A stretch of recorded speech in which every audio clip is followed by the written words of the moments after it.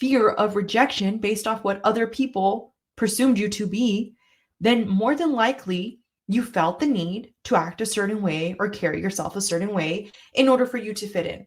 And think about it. It's been conditioned and programmed since we were little. Your parents told you cannot, act a certain way because you were going to get in trouble, or you cannot laugh in a certain way because that sounded ridiculous, or you cannot wear those colors because you look crazy.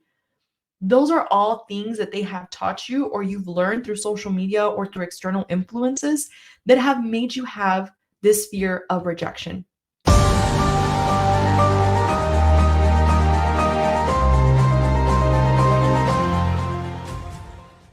What's going on, guys? It's your host, Alexa Peña, with another episode for Walking Manifestator. And in this episode, I really want to dive deep into the fear of rejection. Now, if you're like most of us, you at one point or another have experienced this fear of rejection, whether it was from a boss, whether it was from your parents, whether it was a relationship that you were in. Whatever the external circumstance that you have experienced the fear of being rejected, I want to really dive deep into how I've learned to understand it. And it's really allowed so many people to truly break free from this conditioning that has happened in a very subconscious level. So with that being said, let's dive deep into this overall topic. Now, one of the first things that I want to start by sharing is, as we've discovered in previous episodes, we all have a paradigm. Now, a paradigm is events that have happened in our life that have almost exclusive control over our habitual behavior. What does that mean? Things that have happened in your life that essentially have molded you to be who you are now. Now, the interesting part of this is who we identify as is all based off circumstances, external things that have happened in our life that identify who we act as, right? And I think this is something so important, which is going to tie into the final point that I will make once we get to that point. But it's truly hand in hand with your purpose. Now, understanding the root of fear is super important in this, because what you don't know, you simply do not know. And for most of us, we were raised, whether that was with parents or without parents, to believe and act a certain way. So if you went to school when you were younger, and let's say your parents or whoever raised you or whatever you were being influenced by said you needed to wear such and such clothes, or be in such and such shape, or have such and such skin color, whatever the case might be, and you did not have that overall identity that they were associating with normal or associating as accepting. And let's just say you were in that situation and you had parents that always bashed you for saying things about maybe your weight. Maybe you were somebody that was overweight, or maybe it was other peers and you went to school. And for most of us, we know how harsh kids can be. That's the reality. Not all of them, of course, but for most of us, I remember being in middle school and even actually in elementary and being bullied. I remember that in elementary school, I was overweight at one point, and because of the fact that I was overweight, I was bullied. And after that, I remember like points where I would feel uncomfortable because I didn't have nice clothes. And I remember seeing other people that had very nice, whether it be new shoes all the time, new clothes all the time. And if you've listened to my first podcast, you know a little bit about my story. If you're new, then just to give you some back context, I was raised with my grandparents, and we literally, up until I was in sixth grade, I was living with them in a storage room. Essentially, from there, we moved into like an apartment, and I finally had like my own room. But up until that point, like I was very self-conscious about even like having anybody know my story, like my life. And this is something that for the longest time played such an impact on how I viewed myself. And this is why I say that this shapes our reality. It shapes the way that we perceive ourselves. And when it comes to having fear of rejection, what happens is that you are so set on wanting to act as a chameleon with certain people, right? Sometimes, I don't know if you heard that phrase, like, oh, I'm a chameleon, but it's because you're essentially molding who you are, molding who you carry yourself as to confide to every single one of these different types of personalities. And internally, your inner self, your overall inner childhood knows who you really are. And these things just don't associate with you. So I'll give you an example. If you're going and let's say you're on a date and the person that you're talking to is very well established, and maybe you're still not at a point in life where you feel very proud of where you're at. You have two options at that point, right? Either be vulnerable, which for most people, that is one of the hardest things to do, or lie, right? And lie about where you're at because you don't want to be judged. By doing that, what did you just create? You are actually having fear of rejection because you are afraid of being honest with this person, which in turn could lead to potentially them, not wanting to talk to you. But here's where it gets interesting. And this is a podcast that's really geared around helping people just become more aware of not only our thoughts, but how we can change, because what we do not become aware of, we continue to play out as time passes. And whatever you've learned it from your parents, and your parents learned it from their parents, and their parents learned it from their parents. And the chain goes on and on and on. You have to be the one to break that chain from everything that you have been taught that does not serve you.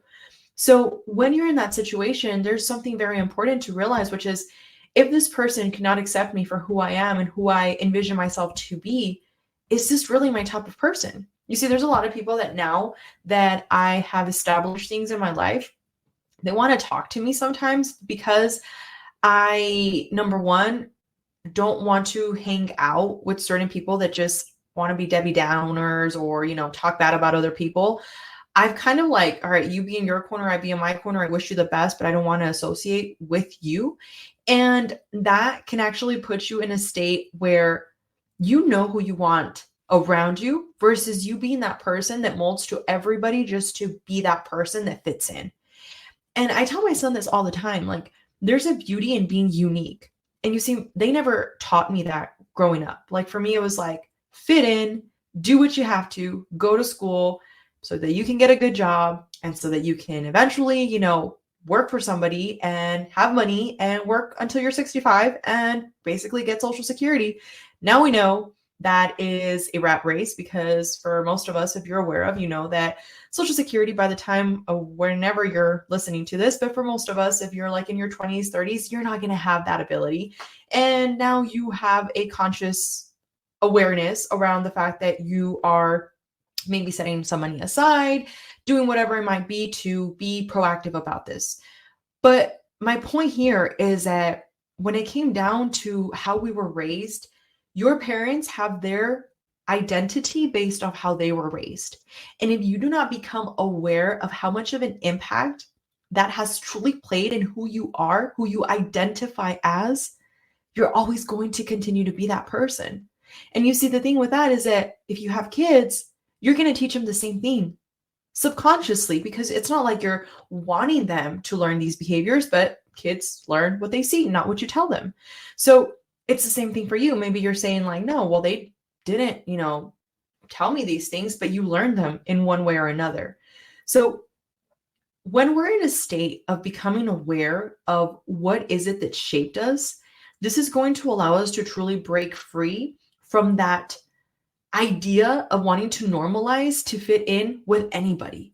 You see, not everybody's going to be your tribe. Maybe to some of you, this message is not going to hit home, and that's perfectly okay. But if you're like most of us that have encountered at one point or another fear of rejection based off what other people presumed you to be, then more than likely You felt the need to act a certain way or carry yourself a certain way in order for you to fit in. And think about it. It's been conditioned and programmed since we were little. Your parents told you you cannot, act a certain way because you were going to get in trouble, or you cannot laugh in a certain way because that sounded ridiculous, or you cannot wear those colors because you look crazy. Those are all things that they have taught you or you've learned through social media or through external influences that have made you have this fear of rejection. And think about it. What is the opposite of, rejection? It's acceptance, right? So when you are fearful of rejection, you are not accepting yourself. And that's like the biggest aha moment that I think I realized, because it was something that for the longest time, I wanted to be like everybody's cup of tea. At first, I didn't want to be anybody's cup of tea. I was like my way or the highway type energy. And that was something that I definitely burned a lot of bridges for. And as I learned and I grew, I wanted to just be nice to everybody because of how ugly maybe I had been at to a certain point in my life, and just because of how broken I was. I wanted to try and change that. And then I realized, you know what? I don't have to allow everybody in my energy. Doesn't mean I'm going to be mean, but I don't have to accept just anybody into my energy, because then that overall is implying that I have no boundaries. I have no standards for what I allow and don't allow into my life. And a key point here, you need to develop resilience for building these techniques that are going to help you to truly embody that higher version of you. And I'll give you an example. So if you're fearful of being rejected because you want to be accepted, but if you peel that onion a little bit further and you realize, okay, who am I? Who am I truly? And all of us have this like inner child inside of us that we have like suppressed. It's like, no, you're not going to act this way. We're not going to let loose. We're not going to, carry ourselves this way because we don't want people to look at us like if we're crazy, or communicate in a certain way, or wear those shoes because we look like we don't fit in. But if we go back and really find out what are those things that really make us whole, by identifying what it is that you really overall feel like, this is who I am. This is something that feels natural to me. Maybe it's drawing. Maybe it's going on walks to reconnect. Maybe it's, going with your kids for, a museum, whatever the case might be. These things are going to help you really rediscover who you are, so that you can allow yourself the grace to have those boundaries, so that you don't just accept anybody in your energy. You see, so many people, no matter what you say to them, that's just what they're going to believe as what it is. It doesn't matter if a billionaire, trillionaire is sitting right in front of their face telling them, hey, this is the key to success. This is what you need to be happy. This is what you need to be free. And they're going to doubt, because that's just the conditioning that they've had. And no matter what you try and explain to them, they're set in their way. And if that is you, then this message is definitely not for you.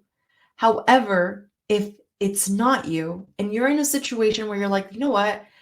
I'm really just looking to take more tangible actions this 2024. I want to be that person that breaks free from what my family has instilled in me, or maybe lack of family, right? You grew up seeing other people and that's what you identified as yourself. Finding yourself is really going to allow you to learn what it is that you want in your life, what you actually want to stand for, and what you will not stand for. This is going to be such an important part of your life, because it's kind of like marketing. I don't know if you've ever heard this term, but our marketing experts have always said, like, if you are not speaking to a specific audience, you're speaking to no one, right? So if you're speaking to everyone, you're speaking to no one. It's the same thing when it comes to your awareness of what your boundaries are. If you don't know what your boundaries are, you're always going to allow everybody in, because of the fact that you are fearful of being rejected. Therefore, the reality is that you just don't accept yourself. You're not happy with yourself. And this is why I say that finding who you are is so important in this journey, because by allowing yourself that time that you are worthy of to figure out who are you, not who you've been conditioned to be, but truly, who are you? That is going to be that moment that you realize, I don't have to be ugly to the person that comes and serves me my food just because I feel like I'm better than them. You're going to be that person that actually genuinely wants to pay it forward. You see, I've been to restaurants where sometimes the waitress has like the worst attitude, and people, and I am not pointing the finger because I'm definitely guilty of that at one point in my life when I was younger. If you give me attitude, oh, I was going to give you attitude, and let's see who had the bigger attitude, which is so toxic to think of things that way. But now when something like that happens, I, in my mind, right away think of like, we don't know what she's going through, and she might be having a hard day or whatever the case is. And you allow yourself in that moment to show kindness because you know that you've started to do the work, but maybe she or he hasn't.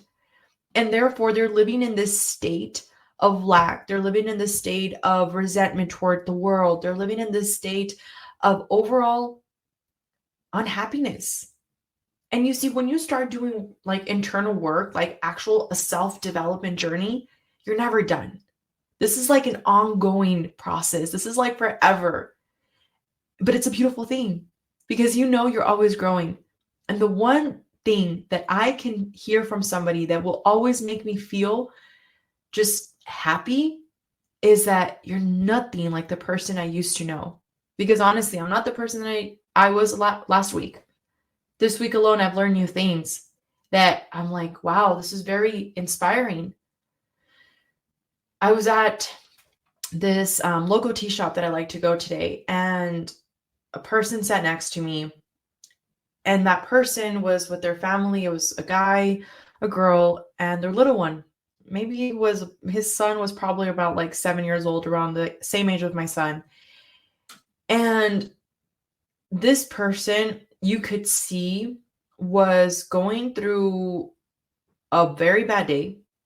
He was being very ugly toward his kid. The wife, you can tell she was like avoiding eye contact with everybody because you could tell that there was just like this energy that overall was not the best to be in. And this person just kept being so ugly with the kid. And this is where society is right now, where even if you report like abuse, for instance, toward a kid, people really don't do anything until it's too late a lot of the times. And the reason why I'm so inspired when it comes to like these podcasts and just sharing this mission of like awareness is because whatever that dad went through as a child, maybe he was abused, maybe he was neglected. Now he is doing everything back to his kid because he didn't learn any new techniques. You see, and this is your opportunity to break that chain. You can be the difference for somebody. You can be that difference for yourself. You can be that person that just completely becomes a better version of yourself. And in turn, you're going to impact everybody in your family. You see, you don't have to make millions to be happy. You need to be happy with yourself. And by being happy with yourself through self-discovery, you impact everybody around you. And that carries a different frequency. And that's why I believe in universal laws, because if you believe in karma, you know that what you put out, you get back. And the law of vibration states that whatever you're in vibration to is what you're going to attract. So if you're always fearful of things, that's all you're going to attract. Situations that are going to prove you that you should have fear, because that is what you're manifesting. So with that being said, you can do some tangible things to allow you to break free. You can start journaling. Journaling helps so much. Just journal about what you're thankful for. Start being more mindful about what it is that you want to put out, how you're coming across in terms of the energy you're putting out, the way you're talking to people. Actually sitting down and becoming aware of what it is that you are thinking about throughout the day. And what is it that you want? Because by identifying what you want, you're going to be able to tap into that person that we just talked about that you suppressed for so long, that inner child, and actually go and be goofy. Go and go to the park with your kids. Or if you don't have kids and you want to just go and, reconnect with nature and take off your shoes, like, don't be afraid of what people are gonna look you as because you're hugging a tree. I hug trees all the time and I do not care if people look at me funny. I'm like, I am connecting with Mother Nature. So with that being said, be yourself. And one of the best things that I've learned, honestly, guys, has been to become vulnerable. Like, me just sharing about my story was something that I was like, yeah, no, I'm never going to do that. Like, nobody's ever going to know my life and I'm going to become famous, or I'm going to make money at one point and I'm never going to share my story. And it's funny because life really has a way of humbling you, throwing you through all these experiences that you can either feel bad about or you can learn something so that later in life, you actually grew from them and you're a better version for them. So with that being said, remember to be kind to others. Remember to be kind to yourself. Love yourself. You are truly worthy. I want to thank you so much for listening to this episode. It means the world. I've been seeing the support. I've been seeing the messages, and it truly means so much to me. If you guys have anything in particular that you would like to cover in our next episode, please feel free to send us a message. All of the links are listed on the podcast. So we would love to hear from you. We want to make this a two-way street conversation. Anyways, I hope you have a fantastic and blessed day, and we will talk to you on the next one.